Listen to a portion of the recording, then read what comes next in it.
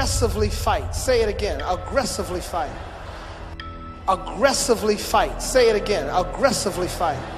Here's what God is tired of. God is tired of timid, weak-backed, jelly backbone Christians. We are not people that God has called us to sit back and let people walk over us and treat us like dirt. There comes a time that you've got to have some fortitude and some guts and some might and some power, and you got to stand up and you got to learn how to aggressively fight. Somebody say fight aggressively. Because here's the reality of the fact: anything worth having in life requires fighting for. But let me tell you something. If you're going to achieve and accomplish what God has for you to achieve and accomplish, you are going to have to fight. You see, too many people are just waiting for stuff to just be handed to them on a silver platter. But for you to get where God wants you to get, and to do what God has called you to do, and to achieve the things that God has called for you to achieve, you are going to have to fight.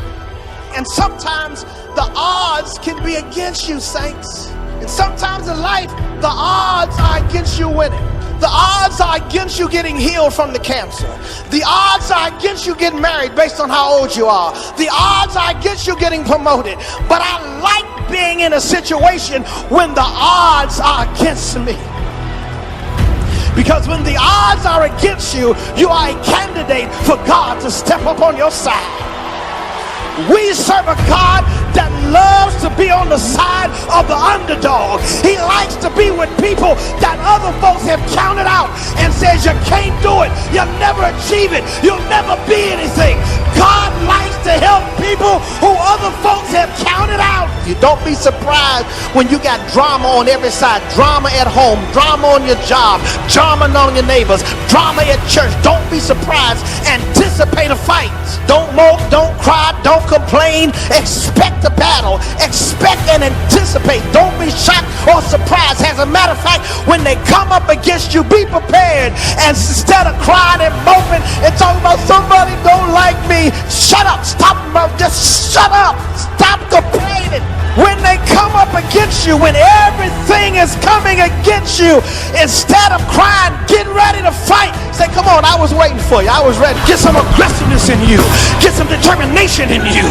Get a made-up mind that nobody gonna keep me from getting a job. Nobody gonna keep me from getting promoted. Nobody gonna keep me from saving my house. Nobody gonna keep me from sparing my children. I'm gonna do what I need to do to be aggressive. So I ask the thousands of you who are here and the millions of you who are listening around the world, have you been knocked down? I have a word from heaven today. Get up! Have you been knocked down by a bitter divorce? Have you been knocked down by the betrayal of a dear friend? Have you been knocked down by the death of someone that you love dearly? Have you been knocked down by fighting a deadly disease?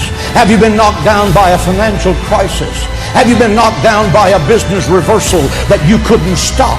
Have you been knocked down by a sudden tragedy that struck your family out of the blue like lightning out of heaven? The message from heaven is, get up, get up, give up, get up, never give up. Dust yourself off and get back in the race. Falling down does not make you a failure. Staying down makes you a failure. Listen to this and write it down if you can't remember it. You're never going to outgrow warfare. You simply must learn to fight. I hear people saying to me all the time, oh, when is it going to get easier? When you die.